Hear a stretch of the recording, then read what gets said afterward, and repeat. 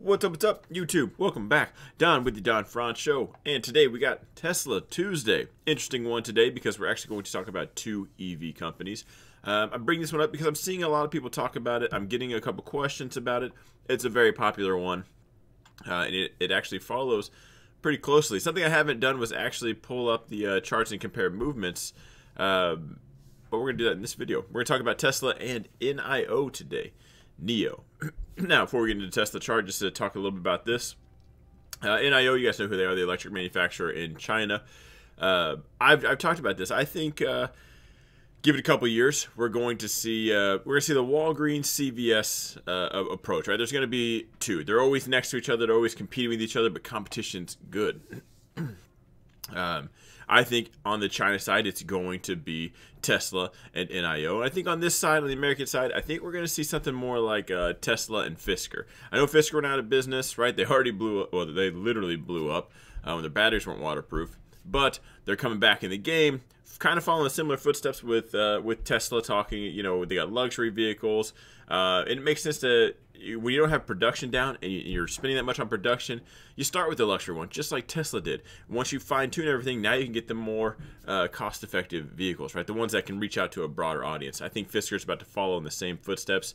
So I think overall, that's my prediction as far as the two competitors. Tesla, obviously going to be the main one on both sides. A lot of EV manufacturers are following as far as their stock movements. It's a big one. As long as there's no news about it, like a contract with USPS or anything else like that, you can see if Tesla has a good day, they probably will too. It's kind of like the leader in that sector, if you will. Now, Tesla overall has been just flat, dead, sideways.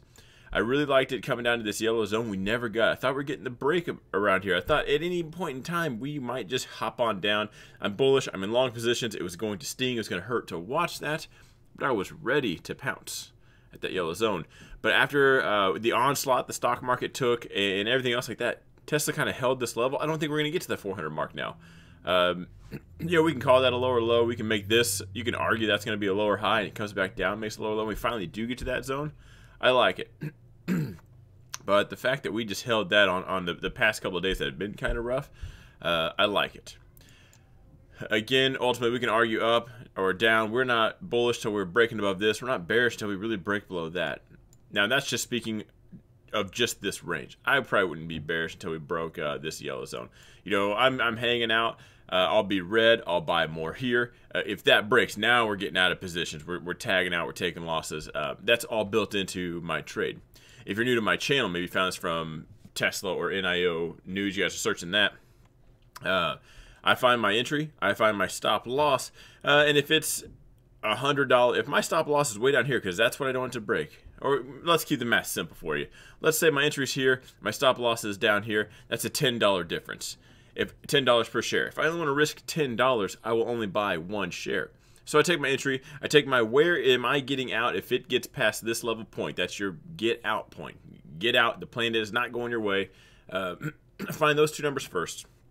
Take that difference, find out my risk, and then I adjust my share size accordingly. So I'm not rolling the dice. You know, like, oh, I'll buy with half my account or a quarter of my account and see what happens when I tag out, right? That's not risk management. Going up to the blackjack table and only risking the minimum bet is not risk management. That just means you get to bet a few more times before you run out of money.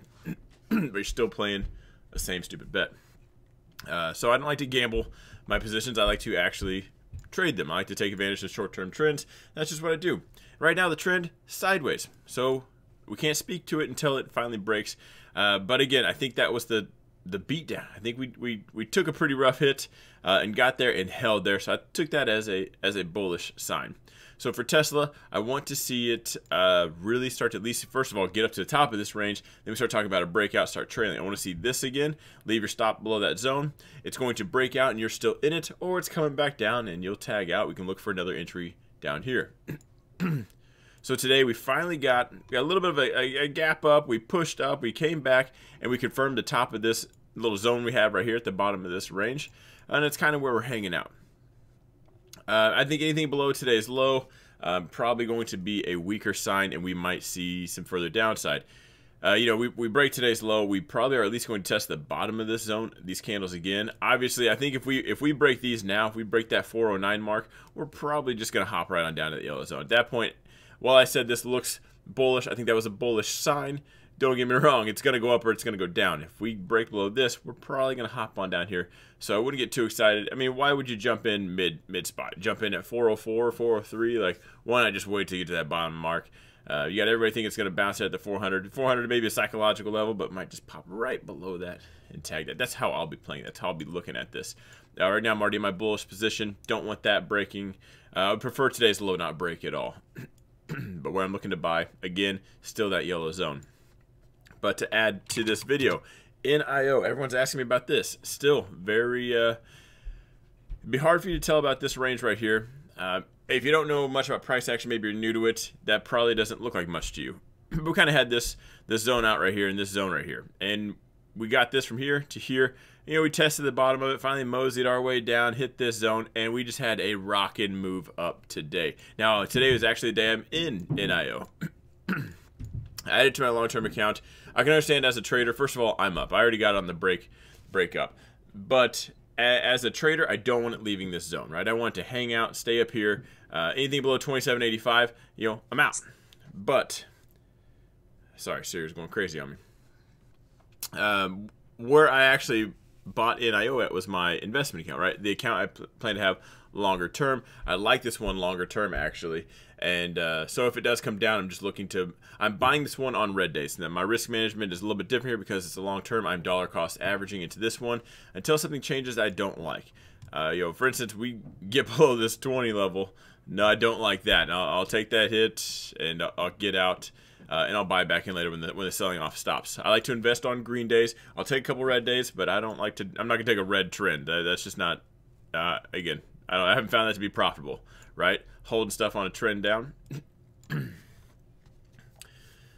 So anyway, today we went just straight zone to zone. Now, when we hit this top yellow zone, we were looking for sellers. Where are they? After hours, we got a little bit of red candle, so we've shown up. Right, we know the seller. We found out this. We're right. The sellers are there. So right now, tomorrow, we're going to see: did we just run the clock out? Are we going to continue, or is this the rejection spot? So watching that again, breaking below that, getting below at 27.85. We're probably going to at least come back down and test this area again. If you're one of the more bullish people on NIO, they're not a profitable company. We got NIO day, almost like Tesla's battery day, January 9th. There's a lot of people starting to talk about that. I think it's well assumed they're going to be announcing a new car. Again, NIO, not profitable. They're kind of where Tesla was at a few years ago. But in retrospect, it took Tesla a few years to get where NIO is at. NIO kind of got the jump. So they're a little bit ahead of Tesla. I don't look at this as the next Tesla because Tesla's still a thing. You could just buy Tesla. I've talked about that multiple times on these Tesla Tuesday videos. Like, stop looking for the other golden egg. Just buy the one you have. It's right in front of your face. Just get Tesla. I don't see this as a competition of have one or the other, but have both, right? You know, set your risk parameters for each one and probably take advantage of both. I know a lot of analysts are bullish on this. It's getting a lot of upgrades lately. That's bullish news for the day. I just think, again, I'm not a fundamental trader. There's very few things I'm even talking fundamentals about. EVs happen to be one of them. Fundamentally speaking, I do think NIO looks really good. But that being said, guys, the fundamental news of the next 10 years will not affect the next 10 days. And that's where you got to decide, are you trading this or are you investing in this? Because why are you watching the hourly time frame if you are an investor, right? Don't kid yourself. Don't clown around. What are you doing? And just know your lane and stay in your lane. That's the best advice I can give anybody. I don't care if you're investing long term. I don't care what your strategy is. Just do it, fine tune it, master it, be the best at it, and make some money. There's plenty of money for everyone to make. Just do it. So I will leave that here for you guys. Again, if I were to sum this all up, I don't think it's NIO or Tesla. NIO is not the next Tesla. It's just an awesome EV company. I would say find room in your portfolio to have both. Take advantage of both the moves. And, you know, just have a good time. We'll see you guys tomorrow. I'll go live tomorrow after hours. We will talk about, well, we got some earnings coming up. So we got some earning plays to talk about. Tomorrow's earnings and Thursdays. Thursday's going to be rocking. So I want to see you guys tomorrow night for the live stream. Have a good one.